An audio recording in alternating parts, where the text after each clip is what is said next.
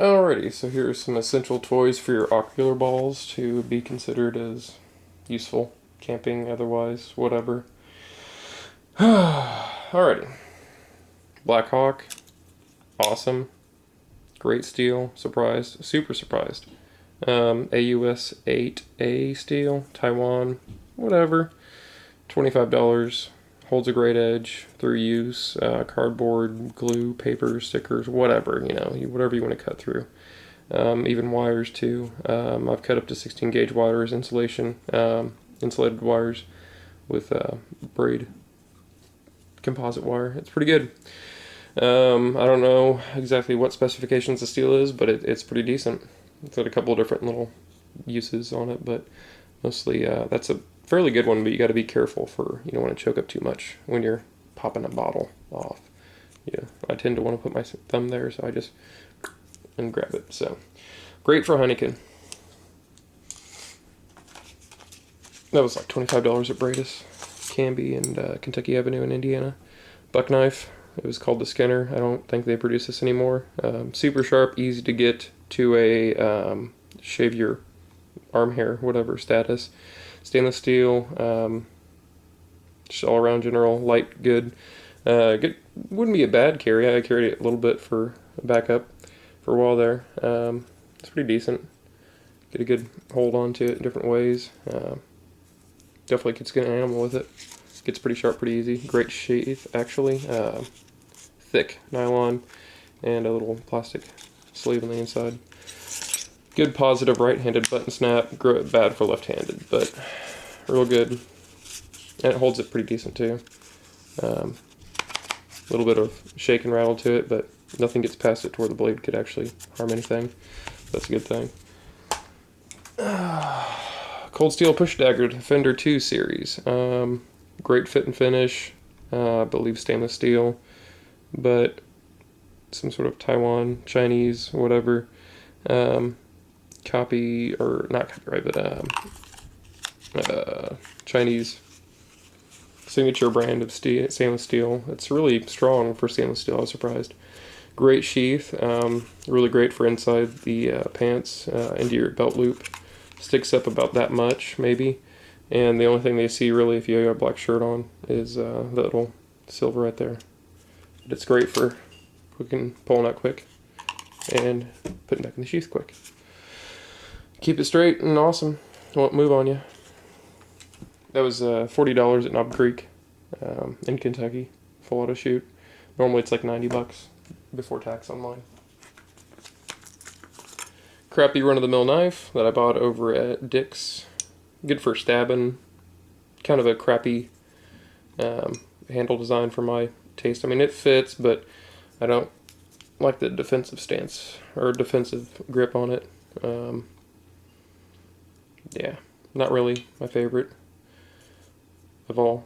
I've seen one of these thrown into a tree and break. I like knives that I can throw in, use, so whatever. But if you have like $20 and you want to just run-of-the-mill knife, it'd be good for taking with camping, hunting, whatever, that you don't care about. This would be the Glock of knives. And here's the Glock of knives. First impressions, I was super impressed. The tang on this thing is thick, and you could definitely use it for almost anything. It just screams high quality construction, which leaves an odd thing to come out of my mouth. But yeah, one of their best items they've ever produced, I believe, would be this knife. Fairly thick blade, thicker than most, and no blood lead on it or nothing like that. No need for that fancy BS. But I put a back edge on it. You can get them with a stump saw or whatever, and this one is the flat one, and it's like $28. Bradis, Kentucky Avenue, and Canby Road. It's kind of good sheath, actually, good polymer sheath. I had to actually get rid of the knob on here so I could actually be able to open and close it a lot easier with one hand if I needed to. Not bad. Slide out, goes around the belt. Actually lets water out. So they designed that with a purpose. This metal will probably rust if it gets in water, or salt water especially. So beware of that. Seems to be good so far. I've thrown them before, and I'll probably throw this one eventually too, and put more tests through it or whatever. K-Bar, $50. Great sheath, crappy knife. Bloodlet, that's cool, whatever. Serration's not bad. Surprised for serration. I hate serration usually, but it holds the edge pretty good. I've messed around with it a lot, but nothing serious. I've thrown it and it's bent the tang. Was not impressed by that real thin tang. I'd like to see that Glock tang on this American-made K-Bar. That's for damn sure. But yeah, K-Bar, $50, a little overpriced. I'd pay 30 at best. Crappy machete that I bought at some flea market that turned out to be really decent. Just has a really shitty sheath.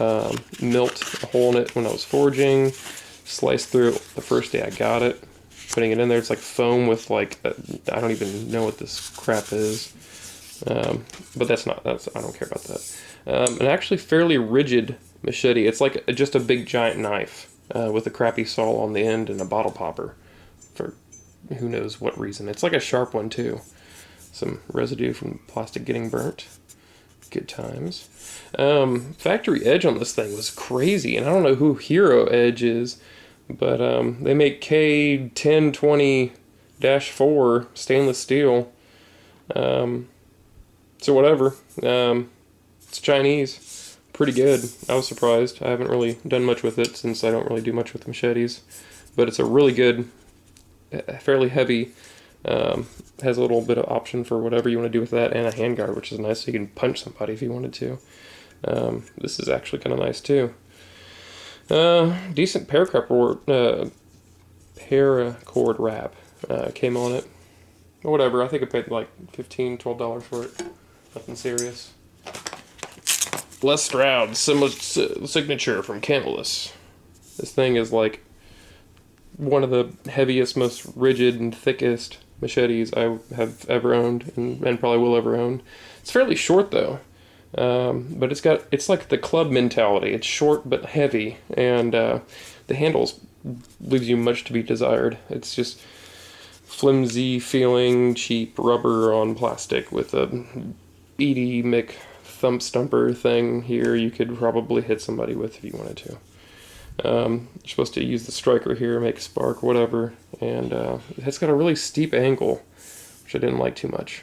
And I sharpened this edge in the front because I just do that. Felt like I needed it. I think it was like $75, $80, way overpriced. This is like 20, 25 after tax, 22, 23 after tax. This is the other object that I left in the rain for 4 days. You can see it's not too bad. This one I didn't even try to clean up because I just don't like it. Gerber, whatever his name, Bear Grimes, whatever. The saw on it's not bad. The metal on it's kind of cheap. It's pretty flimsy. Got a lot of flex to it. The handle's kind of bulky and rubbery, and it absorbs some hits pretty good, but the blade can't go through heavy, hard wood, so I don't know why you'd be hitting that. Lanyard loop's okay, whatever. Fisker, however you pronounce this weird name. Awesome axe. It's like a polymer thing or whatever. Fairly light throughout, but it's got a good bulk. This is actually solid in here. They just wrapped it around it basically for the forming process, and probably it's got some sort of portion here that's I'd imagine be hollowed out to connect all the polymer around. Finland. Cool, I didn't even see that before, but I've hit axes with this axe. You can see a little nick right there. That's one of the spots where I've hit it. I don't think I could see the other one. Oh, it's right in front of it. There's another one. I beveled it out, kind of broke it a little bit, but really did not do too much damage. It split the top of the other head of the axe to the wood, so I was a little surprised about that, but I was using it as a hammer, and then something led to something, and I was just like, you know what, let's just hit it. So, see what it can do. Not too bad of a hammer, but it's a good chopper. Not a good splitter, but it's definitely a good chopper, unless you're doing something real light, like campground kind of stuff. But yeah, that's some good things to consider options, and a little bit of a 2 cents on each one in 10 minutes. So thank you and have a nice day.